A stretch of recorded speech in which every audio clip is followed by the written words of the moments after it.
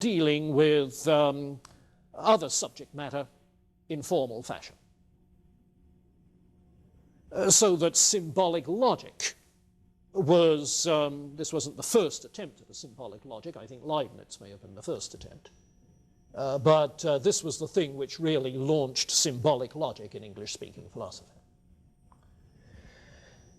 He also wrote an introduction to mathematical philosophy for those of you who are math majors and interested in math, the foundations of math. He wrote a work on that while he was in prison during World War I as a conscientious objector. That's what they did to COs back then. But his major works were in epistemology, beginning with a little popular work called Problems of Philosophy that was published in, I think it was 1910, on through works on our knowledge of the external world, works dealing with with mind, with matter, until in the 40s, the late 40s, I think it was 47, 48, his last systematic work in epistemology called Human Knowledge, Its Scope and Limits. And I'll refer to that and some aspects of that later on.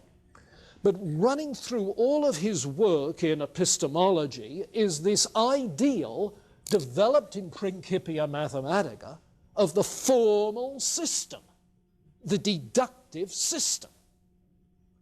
And in a little essay of his called Logic as the Essence of Philosophy, he spells that out. Logic as the essence of philosophy. He spells it out as well in a longer essay entitled Logical Atomism, which has given this name to his method and to his philosophy. Now, what is logical atomism? Well, it's the thesis that all of our thought, beliefs, knowledge, all of our discourse on any subject whatsoever can and should be analyzed into atomic propositions. Let's get some space for this.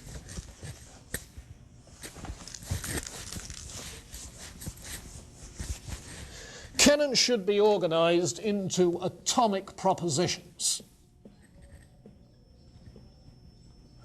Now, admittedly, atomic propositions are not the smallest parts of speech, because a proposition has a predicate, subject, and a predicate.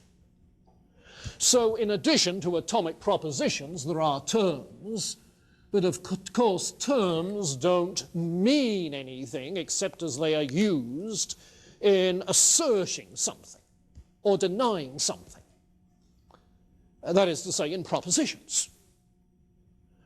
So you have terms, you have atomic propositions.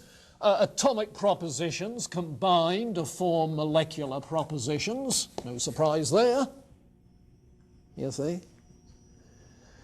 And an atomic proposition is simply the smallest unit of thought.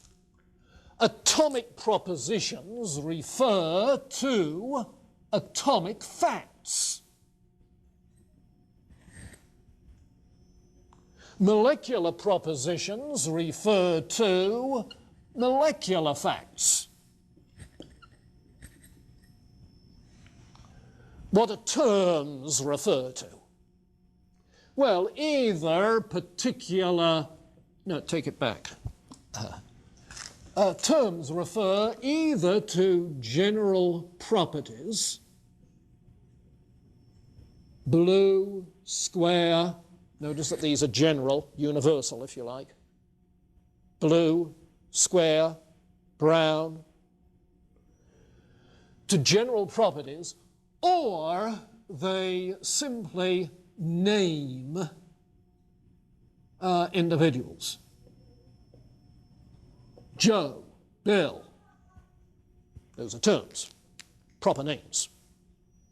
So either general properties or, serving as proper names, they name individuals. So then the thing is that you analyze discourse into atomic propositions that correspond to atomic facts, and then organize those atomic propositions into a formal deductive system, showing how all of the atomic propositions constituting our knowledge can be deduced from certain premises. What premises? Empirical generalizations, including hypotheses of the utmost generality, the hypothetico-deductive method. So what it means then to provide a logical explanation of something you believe is to show how it may be deduced logically from certain generalizations, certain hypotheses, whatever the case may be. So that the foundationalist model of the deductive system is extended beyond natural science into ethics, discussions of whatever subject matter you like. The method of mathematics that was analyzed in the Principia Mathematica is now taken as the method of all scientific thought, of all logical understanding. Explanation is in terms of deduction from generalizations from premises, the hypothetico-deductive method. Now, reflect on that for a moment. What is an atomic fact? Well, we say atomic facts are the smallest constituents of reality. Yeah, this is an atomistic view of nature. As an atomistic view of nature, it's influenced by Ernst Mach. His theory of sensations, you remember, sensa. Theory of sensations as the atomic constituents of experience. So that scientific theories are simply economical ways of talking about these atomic data, atomic facts, sense data. Okay? What Russell seems to be saying is that relationships between atomic facts are not given in experience.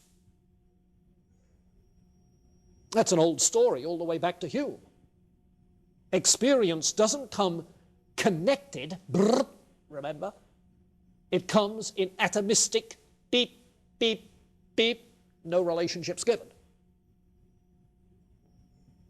And consequently, Russell is assuming a pluralism, a metaphysical pluralism, assuming that all relationships are external causal relationships of a mechanistic sort. He is rejecting, in his very starting point, any monistic metaphysic like Hegel's, or any view there are intrinsic, organic relationships. He's working still with a mechanistic model rather than an organismic one. Get it? One of his first books was called Mysticism and Logic, in which, in arguing for his logical method, he repudiated the methodology of people like Bergson and Bradley, rooted in Hegel.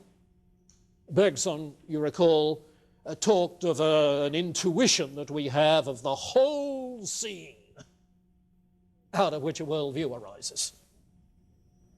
And Bradley speaks of an immediate awareness of being in its large scope, you see, which gives structure to the detailed work we do on particulars. Russell calls that mysticism, repudiates it completely, because he does not think that there are any internal relationships between the atomic facts. So you've no way of knowing that you're related to the whole in that way. And intuition has no basis, as it would have a basis if there were already an internal relationship. Intuition would simply be the consciousness that goes with it. Yes. And so, on the basis of a metaphysical pluralism, he comes up with his theory of logical atomism that tries to identify the atomic facts which are the basic constituents of reality. Their relationships, if there are relationships, are causal relationships. And immediately you've got another problem coming up, because causal relationships have been questioned by Hume and by Godfather John Stuart Mill. Should we call him the Godfather? That has connotations these days, doesn't it? By John Stuart Mill. Question. But it's interesting to notice that in Russell's works in epistemology,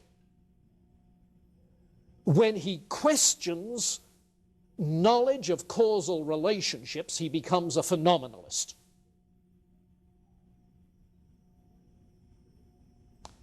Because if you don't know there are causal relationships, how do you know that the atomic data of experience have any external causes?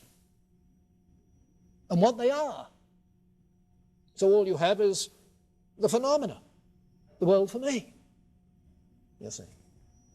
When he, as he does at certain stages in his career, accepts causal relationships, he tends to be a realist rather than a phenomenalist. A realist in the sense that there are real material objects and we know their properties. You see. He takes science realistically in those junctures. I should say that in his earliest work, he had an additional reason for being a realist as he was, namely, he accepted the notion that consciousness has intentionality, that it is a mental act that intends, points, means an object. You see. And inasmuch as intentionality, the mental act, gives to me an object, Russell started out as a realist. But he came to reject the mental act. And he came to reject knowledge of causal connections. Therefore, he became a phenomenalist.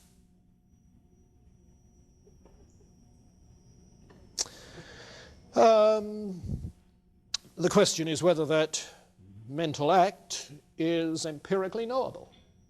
Is the phenomenological account of it valid? Well, atomic facts then, that very phrase is loaded with philosophical assumptions. Now, secondly, atomic propositions are the constituents of language. They're the constituents of language. And we have to analyze molecular propositions into such constituents. So that, take for instance, how he does that. One of his examples, the present King of France is bald.